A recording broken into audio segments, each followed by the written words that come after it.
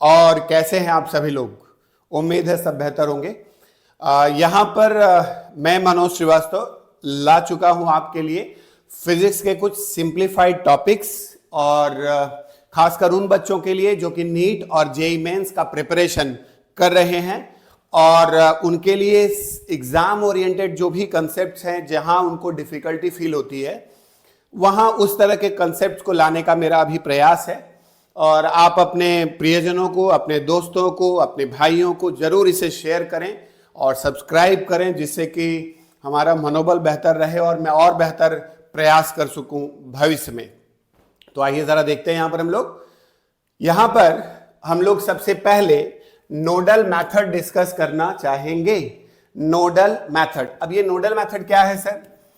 Nodal method basically बच्चों कोई अलग सा पार्ट नहीं है, ये केवल और केवल किरचॉफ्स लॉ का एक स्पेशल सिचुएशन है, स्पेशल केस है। इसका मतलब ये हुआ, इस नोडल मेथड में सबसे पहले हम क्या करते हैं, ध्यान दीजिएगा सभी लोग। हम लोग सबसे पहले किसी भी पॉइंट पर्टिकुलर का पोटेंशियल जीरो ले लेते हैं। ठीक, पहले हम लोग बना लेते हैं कि हमें क्या करना है बच्चों, ध्यान दीजिएगा। हम लोग किसी भी पॉइंट का पोटेंशियल सबसे पहले क्या कर लेते हैं, जीरो बना लेते हैं। ठीक, तो किसी भी पॉइंट का पोटेंशियल सबसे पहले हम लोग क्या करेंगे, जीरो ले लेंगे।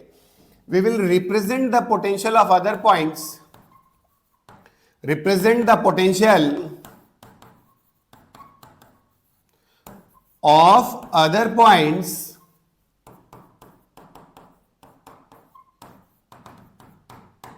With respect to that point. Correct, ठीक है बच्चों। क्या करेंगे हम लोग, सबसे पहले हम एक पॉइंट का पोटेंशियल जीरो ले लेंगे, फिर उसके बाद उसके रिस्पेक्ट में दूसरे पॉइंट्स के पोटेंशियल को हम रिप्रेजेंट करेंगे। किसी के बच्चों के दिमाग में आता है, सर हम किसी भी पॉइंट को कुछ चूज कर लेंगे तो क्या दूसरे पॉइंट्स का पोटेंशियल नहीं बदल जाएगा? एकदम बदल जाएगा। आप एकदम सही सोच रहे हैं, बदल सकता है। फर्क इस बात का है कि पोटेंशियल ना डिफरेंस पे डिपेंड करता है, means potential at a point depends on the reference chosen, but the potential difference does not depend on the reference chosen. Correct? आप क्या रेफरेंस चूज किए, आपने किसे जीरो लिया, इससे कोई फर्क नहीं पड़ता बच्चों। इसका मतलब डिफरेंस वही रहेगा, जो आप कुछ भी चूज कर ले, कोई कहीं चूज कर ले, डिफरेंस पे कोई फर्क नहीं पड़ेगा। इस ग्राउंड पर आप किसी भी पर्टिकुलर पॉइंट का पोटेंशियल जीरो ले सकते हो। ठीक है, उसके बाद एक जंक्शन पर्टिकुलर पे हम जाएंगे या नोड पे जाएंगे, और at a node basically the algebraic sum of the current is zero. ये किरचॉफ्स लॉ का स्टेटमेंट है। Algebraic sum of the current is what, zero. Algebraic sum of the current is zero, यही हम लोग यहां पर लगाएंगे। तो अच्छा सर, अब हम लोगों को क्या करना चाहिए? तो नियम क्या कहता है, सबसे पहले किसी भी पॉइंट, बोले सर आप लूप लॉ भी तो लगा सकते थे ना।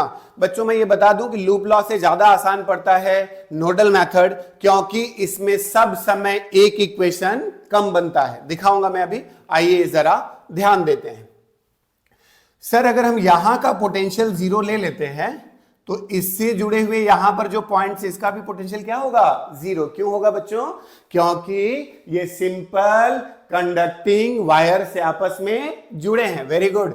यहां पे जब इसको जोड़ दूंगा बच्चों तो ये भी क्या है, एक कंडक्टिंग वायर से जुड़ा हुआ है, और जैसे ही कंडक्टिंग वायर से जुड़ा होगा हर पॉइंट का पोटेंशियल क्या हो जाएगा, सेम। ओके सर, अच्छा, तो सर इसका मतलब ये जो 14 वोल्ट की बैटरी है, अगर उसको हम ऑब्जर्व करते हैं तो फिर उसके हिसाब से तो कुछ और होगा, क्योंकि सी वाला पॉइंट तो 0 वोल्ट पे है। सी वाला पॉइंट 0 वोल्ट पे है, तो इसका मतलब सर इसको -14 वोल्ट पे होना चाहिए क्या? हाँ जी सर, इसका मतलब डिफरेंस तभी 14 आ पाएगा ना बच्चा। हाँ, इसका मतलब इस पॉइंट का पोटेंशियल कितना होगा, -14 वोल्ट। अच्छा, तो सर इसका मतलब यहां का पोटेंशियल -14 वोल्ट। यस सर, यहां का पोटेंशियल क्या होगा बच्चों, -14 वोल्ट। सर 10 वोल्ट की बैटरी के बारे में बात कर लो ना सर।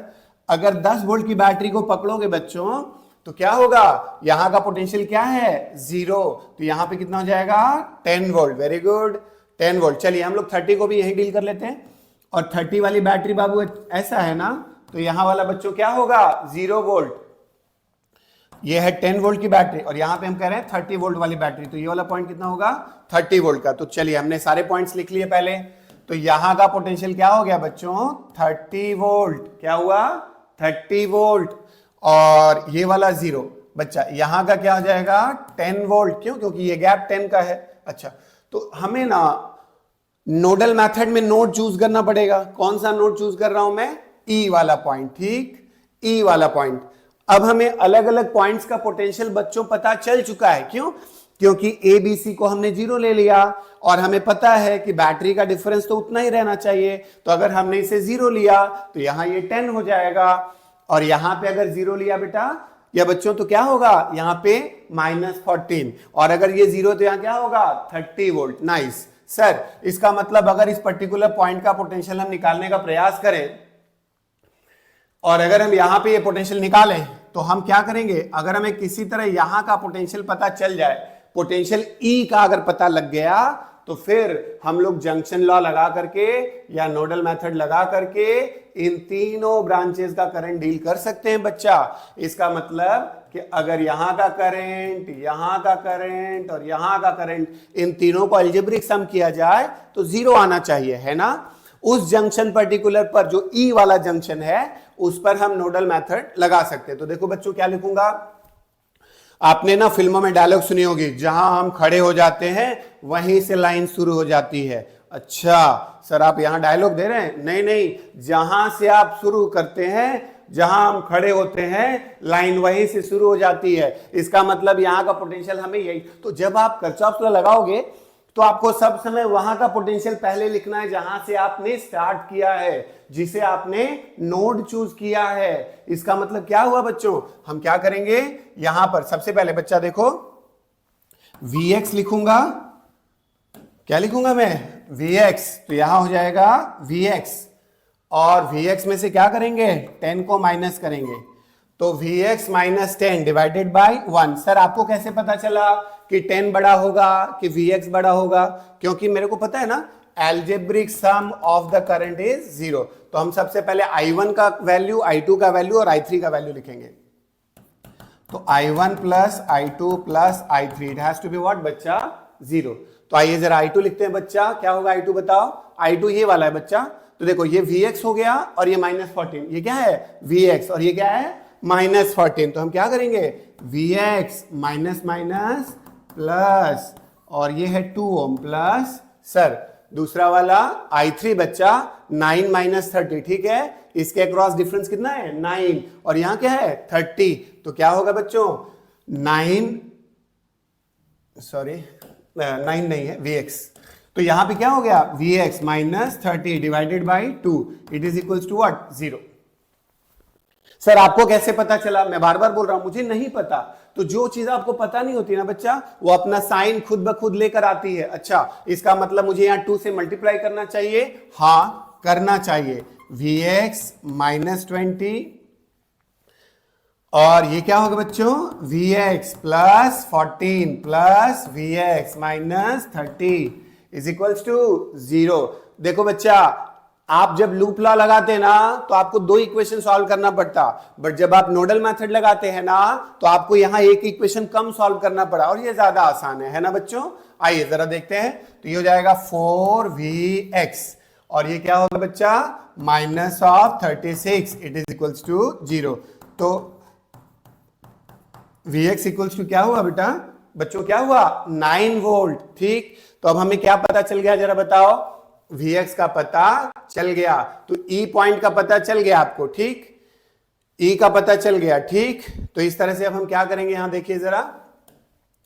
अगर बच्चा हम I1 लिखेंगे तो क्या लिखेंगे बताओ? यहां पे क्या है ये है 10 माइनस 9 तो 10 माइनस 9 बाई 1 तो that is equals to 1 ampere. बोले अच्छा इसका मतलब जो करंट है वो माइनस I1 हो गया सर? हाँ मतलब जिधर हमने एज्यूम किया करंट उसके अगेंस्ट होगा actually.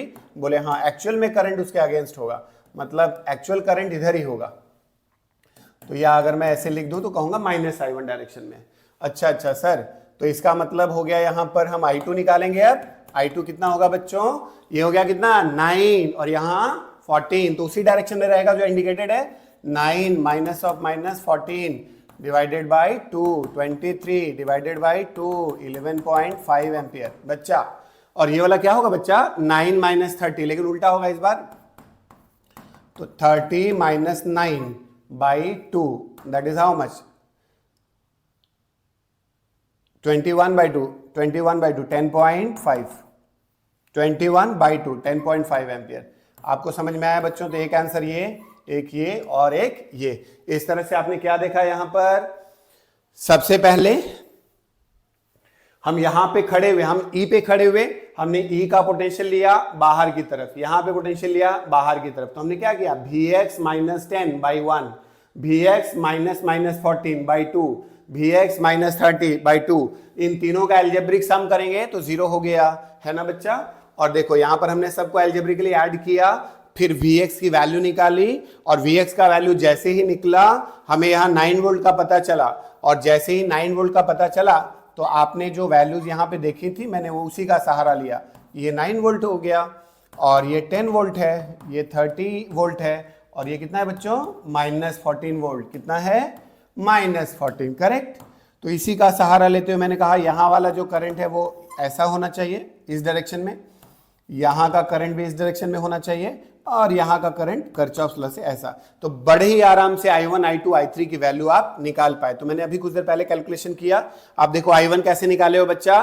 10 minus 9 by 1, 9 plus 14 by 2, है ना? और यहां से करेंगे तो क्या होगा? 2। तो इस तरह से और भी क्वेश्चंस हम लोग नोडल मेथड के अभी ट्राई करेंगे और बात करेंगे, जिससे आप वेल प्रैक्टिस्ड हो जाएं और आपको और बात बेहतर ढंग से समझ में आए। तो कुछ और एग्जांपल्स हम लोग कंटिन्यू करते हैं, आइए जरा देखते हैं।